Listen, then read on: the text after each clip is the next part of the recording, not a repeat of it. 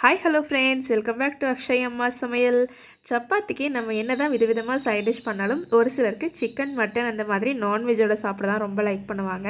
அப்படி எப்போவுமே நான்வெஜ் கேட்குறவங்களுக்கு இந்த மாதிரி காளான் கொத்துக்கறி ஒரு தடவை செஞ்சு கொடுங்க. டேஸ்ட்டும் ரொம்ப நல்லாயிருக்கும், செய்கிறதும் ரொம்ப ஈஸி. வாங்க வீடியோக்குள்ளே போய் இந்த ரெசிபி எப்படி செய்கிறதுன்னு பார்க்கலாம். நான் ஒரு பேக்கெட் அளவு பட்டர் மஷ்ரூம் வாங்கி இந்த மாதிரி வாஷ் பண்ணி எடுத்து வச்சுருக்கேன். இதை வந்து இப்போ நம்ம ஃபைன் சாப் பண்ணி எடுத்துக்க போகிறோம். உங்களால் எந்த அளவு பொடி பொடியாக கட் பண்ண முடியுமோ அந்த அளவு கட் பண்ணிக்கோங்க. நம்ம கடையில் வந்து சிக்கன், மட்டன் கொத்துக்கறி வாங்கினோம் அப்படின்னா அவங்க வந்து ரொம்ப பொடி பொடியாக கொத்தி கொடுப்பாங்க. அதே மாதிரி இந்த காளானையும் நம்ம ரொம்ப குட்டி குட்டியாக இந்த மாதிரி கட் பண்ணி எடுத்துக்கலாம். இது ரொம்ப பொடி பொடியாக இருந்தால் தான் மசாலாவோட நல்லா பைண்ட் ஆகி சாப்பிடும்போது ரொம்ப டேஸ்ட்டு நல்லாயிருக்கும். இதே மாதிரி நம்மக்கிட்ட இருக்க எல்லா மஷ்ரூமையும் பொடி பொடியாக கட் பண்ணி எடுத்து வச்சுக்கலாம். இந்த மஷ்ரூமை ஃபைன் சாப் பண்ணுறது ஒன்று தான் இந்த ரெசிபி பண்ணுறதுல இருக்க பெரிய வேலையே. மற்றது எல்லாமே ரொம்ப ஈஸி தான். இப்போ பாருங்கள், ஒரு பேக்கெட் பட்டர் மஷ்ரூமே எந்த அளவு பொடியாக கட் பண்ணி எடுத்து வச்சுருக்கோன்னு சொல்லி பார்க்கும்போது ரொம்ப கம்மியாக குவான்டிட்டி இருந்த மாதிரி இருந்தது. பட் ஆனால் பொடியாக சாப் பண்ணதும் ரொம்பவே நிறையா இருக்க மாதிரி தெரியுது. இப்போ ஒரு கடாய் வச்சுக்கலாம். இதில் வந்து ஒரு 3 டேபிள் ஸ்பூன் அளவு ஆயில் விட்டுக்கலாம். எண்ணெய் கொஞ்சம் சூடானதும் இதில் வந்து ஒரு 3 துண்டு பட்டை சேர்த்துக்கோங்க. கூடவே 3 கிராம்பு, 2 ஏலக்காய் சேர்த்துக்கோங்க. இது கூட ஃப்ளேவருக்காக வந்து ஒரே ஒரு பிஞ்ச் அளவு மட்டும் சோம்பு ஆட் பண்ணிக்கலாம். சோம்பு நிறைய சேர்த்த வேண்டாம், ஜஸ்ட் ஒரு பிஞ்ச் ஆட் பண்ணாவே போதும். இப்போ இந்த ஸ்பைசஸ் நல்லா பொரிஞ்சதும் ஒரு கொத்து கருவேப்பிலையில் காரத்துக்கு 2 பச்சை மிளகாய் ஆட் பண்ணிக்கலாம். இது கூட 2 பெரிய வெங்காயம் நல்லா ஃபைன் சாப் பண்ணி வச்சுருக்கேன், அதையும் இப்போ ஆட் பண்ணிக்கலாம். இந்த ரெசிபிக்கு வெங்காயம் தான் கொஞ்சம் அதிகமாக இருக்கணும், தக்காளி வந்து கம்மியாக இருக்கணும். நீங்கள் எடுக்கிற வெங்காயத்தில் பாதி அளவு தக்காளி சேர்த்துனீங்கன்னா போதும். இது கூட வந்து 1 ஸ்பூன் அளவு இஞ்சி பூண்டு பேஸ்ட் ஆட் பண்ணிக்கோங்க. இப்போ இது எல்லாத்தையுமே எண்ணெயில் நம்ம ஒரு நிமிஷம் போல் நல்லா வதக்கி விட்டுக்கலாம்.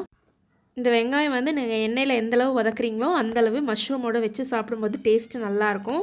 வாயில் வந்து அந்த மஷ்ரூம் ஃபைனாக சாப் பண்ணதும் இந்த பொடியாக கட் பண்ண ஆனியனும் இருந்தது அப்படின்னா சப்பாத்தியோடு வச்சு சாப்பிடும்போது ரொம்பவே நல்லாயிருக்கும்.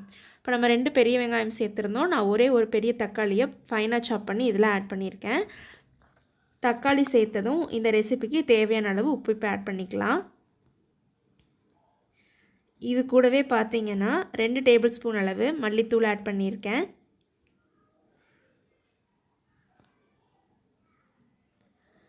காரத்துக்கு ஆல்ரெடி நம்ம 2 பச்சை மிளகாய் சேர்த்துருக்கோம். ஸோ மிளகாய் தூள் வந்து பார்த்து ஒரு 1/4 ஸ்பூன் அளவு மட்டும் ஆட் பண்ணிக்கோங்க. இது கூட ஒரு பிஞ்ச் ஆஃப் மஞ்சள் தூள் சேர்த்துக்கலாம். கூடவே வந்து ஒரு 1/4 ஸ்பூன் அளவு மட்டும் கரம் மசாலா ஆட் பண்ணிக்கோங்க. இப்போ இந்த பவுடர் மசாலா எல்லாத்தையுமே நம்ம இந்த வெங்காயம் தக்காளியோடு நல்லா கலந்து விட்டுடலாம். இதையும் நல்லா மிக்ஸ் பண்ணி விட்டுருங்க. இது நல்லா மிக்ஸ் ஆனதுக்கப்புறம் நம்ம ஃபைனாக சாப் பண்ணி வச்சுருக்க மஷ்ரூம் வந்து இது கூட ஆட் பண்ணிக்கலாம்.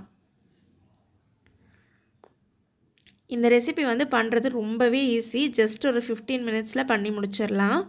டேஸ்ட்டும் வந்து பார்த்திங்கன்னா சிக்கன் மட்டனுக்கு ஈக்குவலாக ரொம்பவே நல்லாயிருக்கும்.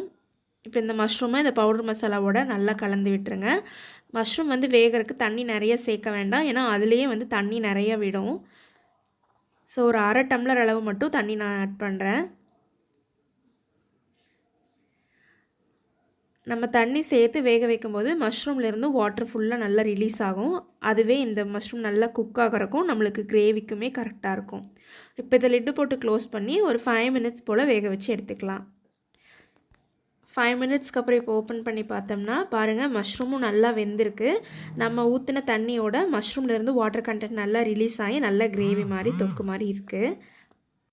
இதுக்கு மேலே இதை வந்து நம்ம ட்ரை பண்ணோம் அப்படின்னா நம்மளுக்கு வந்து ஒரு சைட் டிஷ்ஷாக வச்சு சாப்பிட வந்து நல்லா இருக்காது. ஸோ இந்த ஸ்டேஜ்லேயே வந்து நம்ம ஸ்டவ் ஆஃப் பண்ணிடலாம். இதை வந்து சூடாக சப்பாத்தியோட சர்வ் பண்ணால் டேஸ்ட்டு சிக்கன், மட்டன் கொத்துக்கறி சாப்பிட்டது போலவே ரொம்ப நல்லாயிருக்கும். நீங்கள் இதே மெத்தடில் வந்து சிக்கன்லேயும் மட்டன்லேயும் ட்ரை பண்ணி பார்க்கலாம்.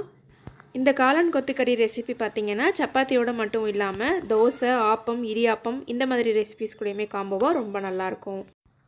இது பேச்சுலர்ஸாக இருந்தால் கூட சீக்கிரமாக குக் பண்ணிடக்கூடிய ஒரு குயிக்கான ரெசிபி, சேம் டைம் டேஸ்டியான ஹெல்த்தியான ரெசிபி.